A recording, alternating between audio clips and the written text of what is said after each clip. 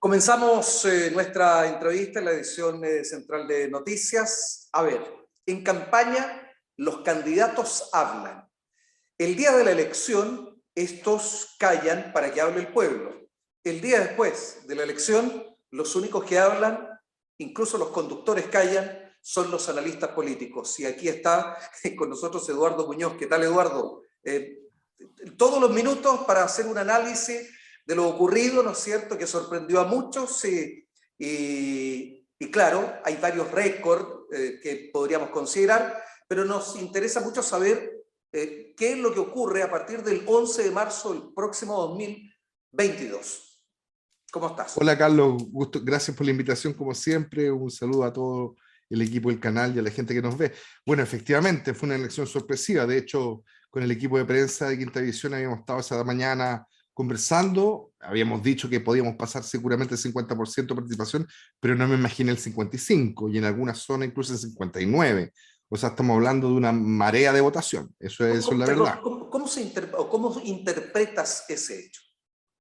Mira, yo creo que se juntan varios fenómenos. Uno que hemos hablado otras veces, y es que yo creo que mientras más simple la elección, mientras más plebiscitaria, mientras menos candidatos y candidatas, para la gente es más fácil tomar una decisión y por lo tanto es más fácil expresarla, ¿no? Como que se confunden menos. Convengamos que la elección es con sábanas gigantescas donde no se conoce al 80% de los candidatos o candidatas, es más difícil para el ciudadano o ciudadana, ¿no?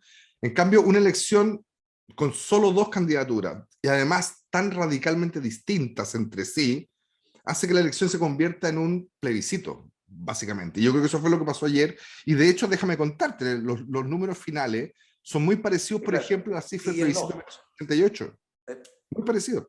O muy parecido a lo que fue la segunda vuelta, la primera segunda vuelta que hubo, que fue la de Lagos con Lavín, ¿no?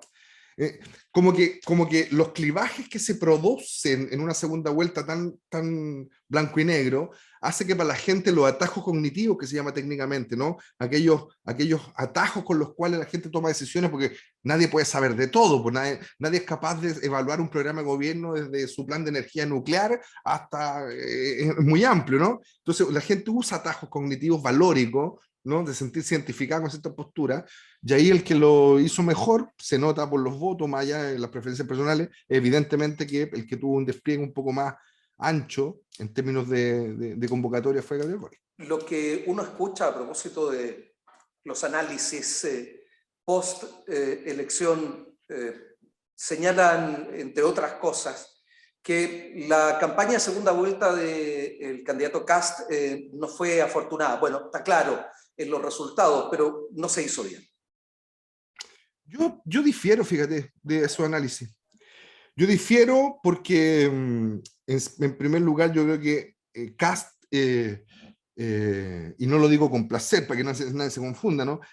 Kast hizo su pega.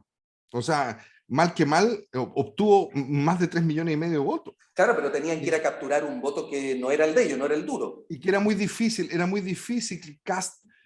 A ver, desde el momento que la segunda vuelta es Boris-Kast, Boric tenía que hacer algo que era más fácil para él, que era moverse hacia el ámbito de la seguridad, hacia el ámbito de la estabilidad, hacia el ámbito de las coaliciones. Tenía mucho a quien convocar para establecer una coalición contra el neoliberalismo, porque eso es amplio, ¿no? En su discurso era una novedad porque eran elementos que no habían estado considerados. Por cierto, y por lo mismo podía crecer. Para Kast era muy difícil aparecer hoy día como el personaje que estaba en la seguridad y en la estabilidad, pero además encarnaba transformaciones, que es lo que tendría que haber hecho Kast. Perfecto. O sea, si uno se tenía que mover a la seguridad, el otro se tenía que mover hacia las transformaciones. Y en ese juego, Kast no iba a poder jugar, ¿no? Por mucho que haya hecho cambio en su programa, lo que la gente estaba esperando es qué transformaciones, porque y queda meridianamente claro en los resultados de las elecciones que la gente, más allá junto con el orden, quiere cambios, ¿no? Porque no son conceptos incompatibles. Yo creo que eso es un aprendizaje. Y para los que nos están viendo, yo creo que esto es una lección de democracia. Aquí se ve cómo el electorado, muchas veces uno no lo nota, pero esta vez es claramente visible cómo el electorado puede mover a las candidaturas. O sea, el mensaje del electorado en primera vuelta fue prístinamente claro. Ningún candidato pasó el 30%, obligó a las candidaturas a salir a formar coaliciones, tuvieron que formar coaliciones, tuvieron que modificar mensajes, y el que se acercó más a lo que estaba pidiendo el electorado fue recompensado con la friolera, hay que decirlo, de 4.600.000 votos. Son muchos votos. El 55%, 55,6% de la participación electoral que no veíamos en Chile desde el plebiscito del 88. Eduardo, con guitarra es otra cosa. ¿Deberá Sí, ser por un cierto. gobierno de los acuerdos?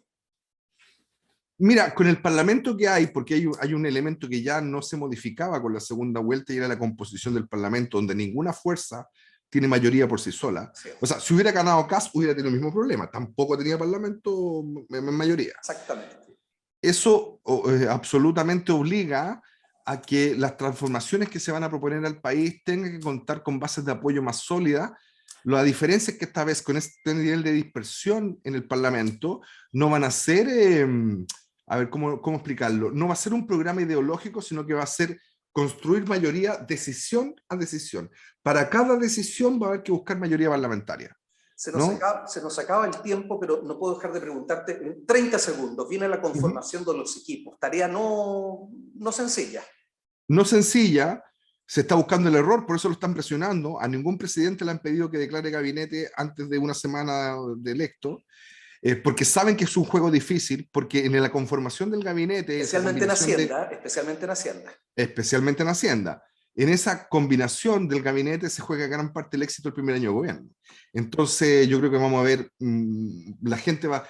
a ver, los analistas y los comentaristas de prensa van a estar muy apurados en escuchar los nombres del gabinete, y el gobierno y el presidente electo tiene el incentivo contrario, tomar una decisión muy tranquila, muy pausada, muy equilibrada, con paridad de género, con un montón de variables que como nunca van a ser muy difícil la conformación de un gabinete. Y eso se desprende del discurso ya como presidente electo de Gabriel Boric, así es que mesura paso a paso, piano a piano, lo dejo en más de alguna oportunidad. Eduardo, vamos a seguir conversando de seguro para analizar el devenir de nuestro país. Gracias por haber estado hoy día con nosotros. No, gracias a ustedes, como siempre, por la invitación. Un saludo a todos los que nos ven y suerte. Que nos vaya bien a todos. Eso.